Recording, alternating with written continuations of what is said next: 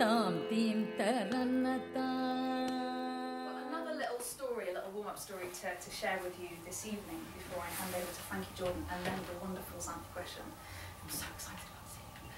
And this story, well actually the story, I got the idea for it when I was reading a newspaper article a couple of weeks ago. It was a bit of scandal about how appalling our maths skills have become over the last few years. I don't know if anyone else heard about the reports and things. Apparently our literacy levels are starting to go up, but our math skills are coming right down, because of course whenever you've got a bit of maths to do, take out your phone, get the calculator, you know, we stop using that part of our brain quite often. And it made me think of this story, so let's see what happens. But this story begins with a man called Bikubai, and Bikubai has got a great big round belly and a long black oily moustache that curls right out at the ends. And Bikubai woke up one morning and he was hungry. He was hungry for a lovely fresh slice of coconut sprinkled with just a little bit of sugar. The trouble was, there was not a coconut to be seen in the house. And so he decided to go out in search of a coconut. And so out he walked. In the hot midday sun, he left his house and he started walking towards the village with this hot sun baking down on his head, and he finally arrived at the village. Now, I need a little bit of help here. This is an Indian village, okay? And there's a little market, and as I'm sure you can imagine, it's a noisy place. So I need a few shouts out. I need some samosas. Can I have a samosa seller, please? Samosa! Fantastic! Samosas! Anything else? Some fresh fruit. Let's have some fresh fruit. Fresh fruit. Ah, fresh fruit down here. Let's have some meat. Let's have some fish in the back. Let's hear you. And so Bikubai was walking through the market, and he finally arrived at the coconut seller. And he came to the coconut seller and he said, "Oh, excuse me, how much for one of your coconuts?" And the coconut seller looked down at his lovely, fresh, juicy coconuts, and he said, "That will be 36 rupees. 36 rupees? I'm not spending 36 rupees on a coconut. You must be joking. I tell you what, I'll give you 3/6 of that." I'm not carrying on this time. 18 rupees. Thank you very much, sir. 18 rupees. Praise the coconut seller. For 18 rupees, you'd have to go all the way down to the mid-market down the road. Bikubai shrugged his shoulders.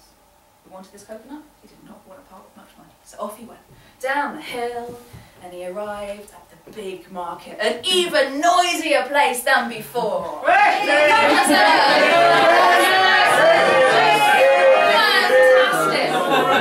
The sun was baking down on his head. He could smell the spices and the meat and the fish and the samosas all around him, but all he wanted was a coconut.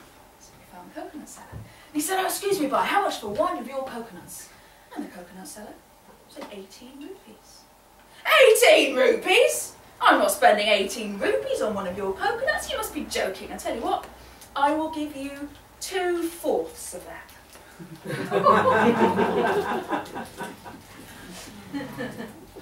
9 rupees. I'm not selling a coconut for 9 rupees, said the coconut seller. You must be joking. For that price, you'll have to go down to the river.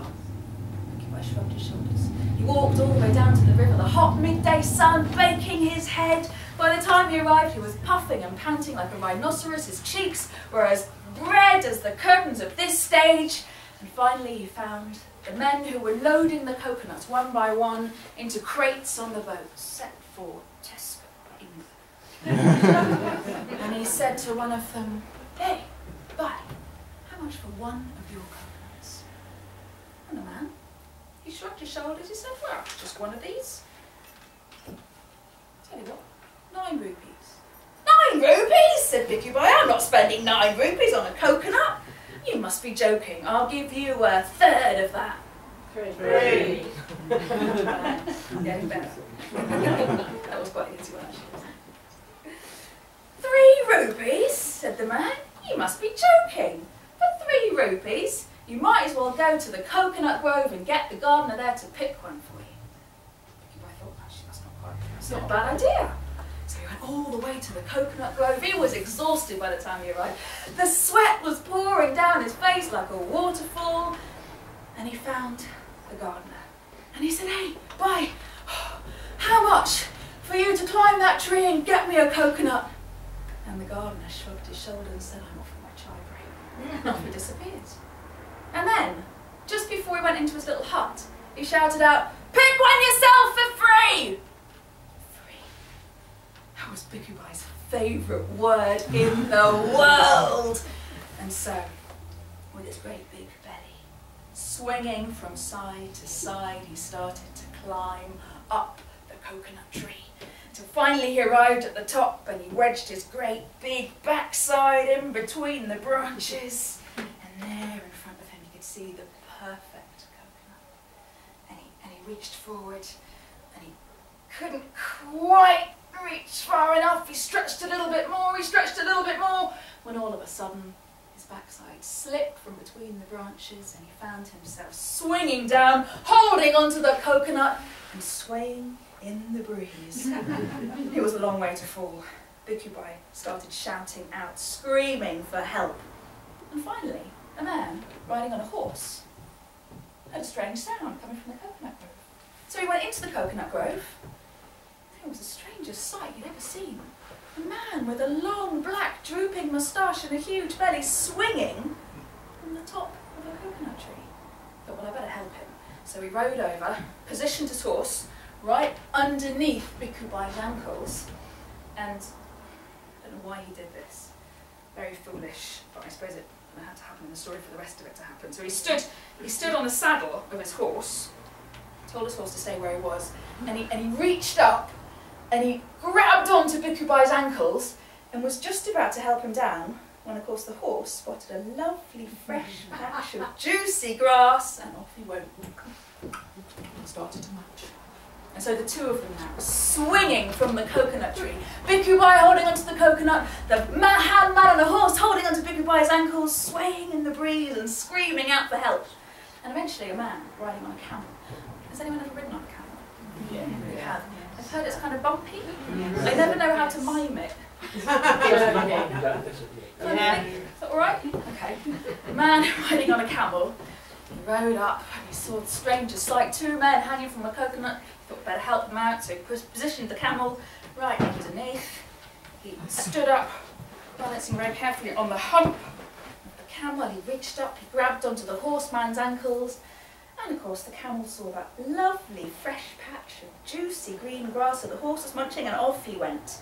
And before they knew it, the three of them, Bikubai holding onto the coconut, the horseman holding onto Bikubai's ankles, the camel man holding onto the horseman's ankles, screaming out for help, swaying in the breeze, and no help came. And the minutes and the hours began to pass, and eventually they could feel their grip in the sweat of the midday heat starting to loosen, and the camel man, he shouted up to Bikubai, Bikubai, whatever you do, don't let go. I'll give you 100 rupees if you hold on to that coconut until help comes.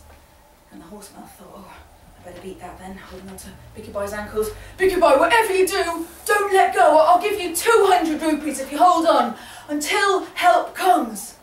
And Bikubai, holding on to the coconut, started his internal calculator. 100 rupees. Oh, I couldn't reach his phone. Lost 200 rupees. 300 rupees! Dunk, dunk, dunk. They all landed in a pile on the floor, and what do you think landed on Bikubai's head?